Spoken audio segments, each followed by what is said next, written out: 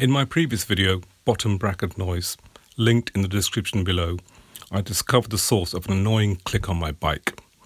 It was almost certainly coming from the bottom bracket area.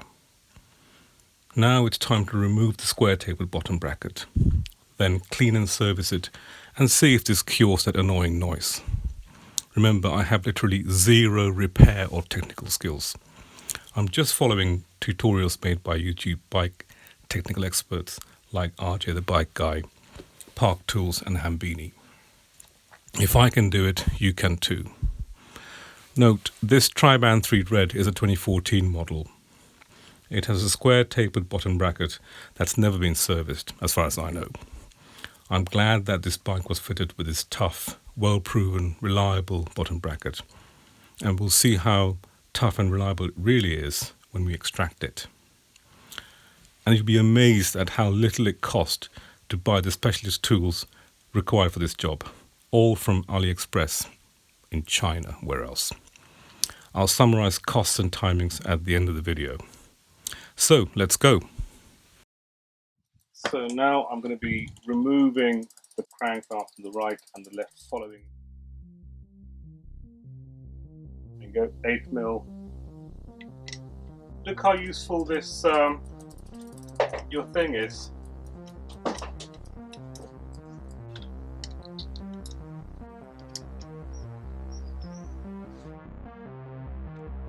Now this apparently goes in here.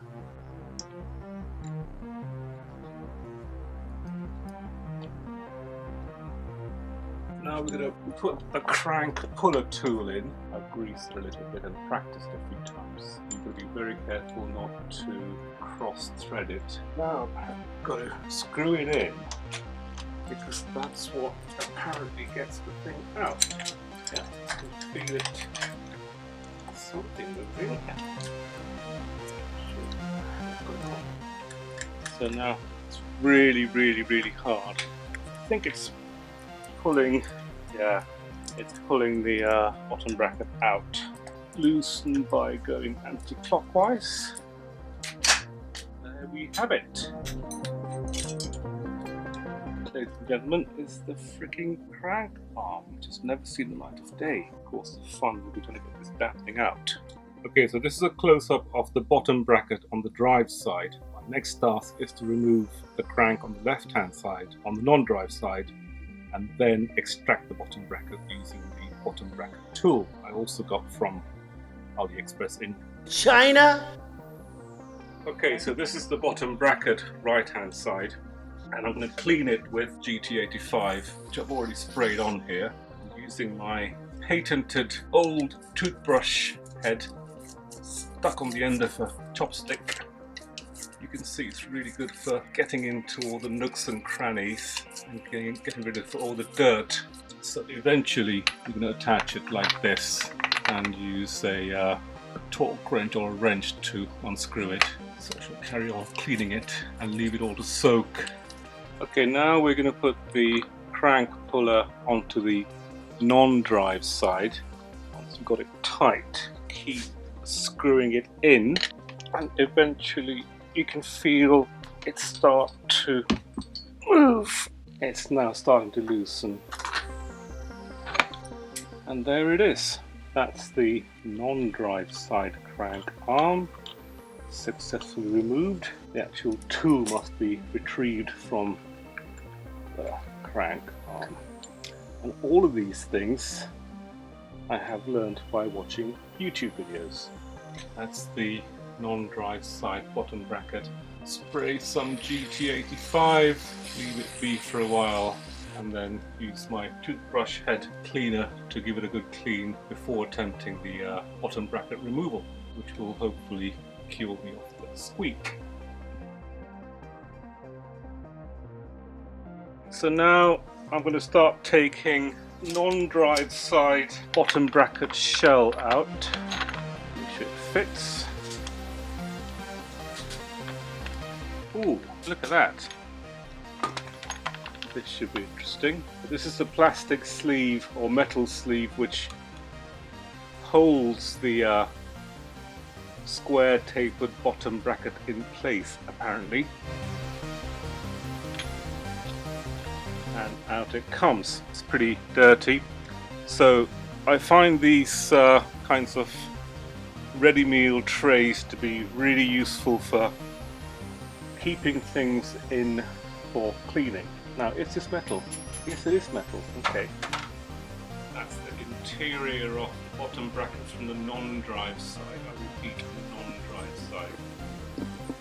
Okay, so this is the drive side. It loosens clockwise. Okay. Now this is coming out really easily.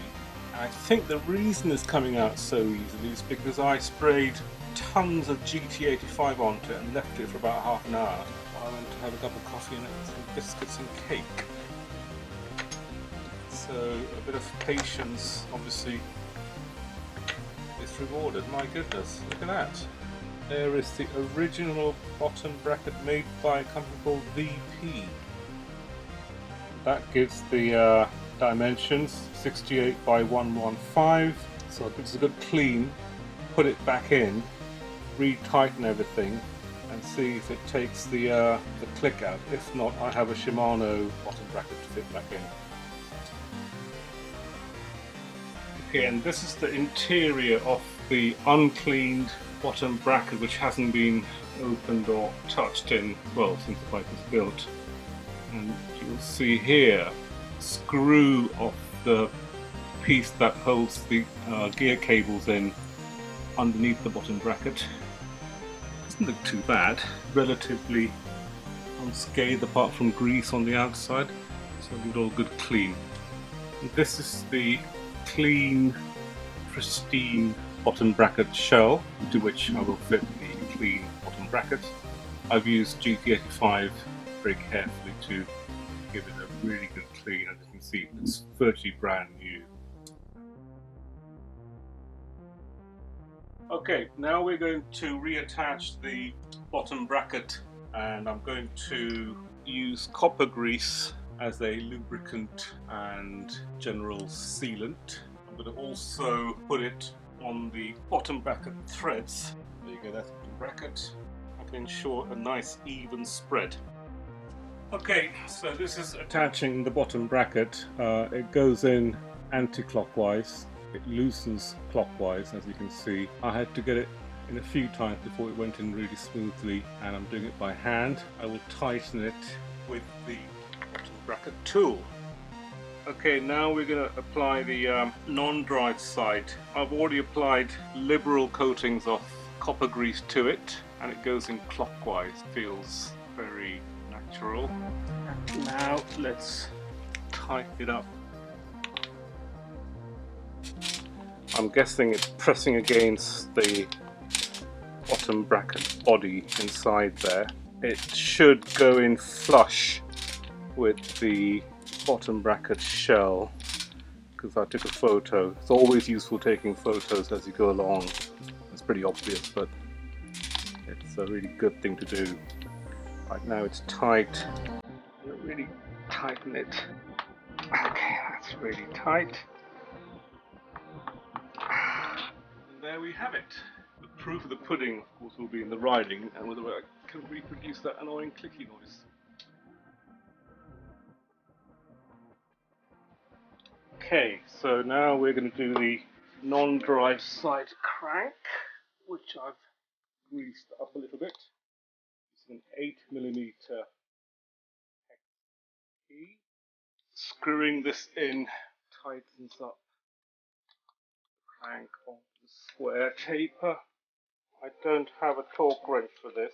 I have to do it by hand, basically, as tight as I can. Obvious caveat here being to make sure you get the angle correct, i.e.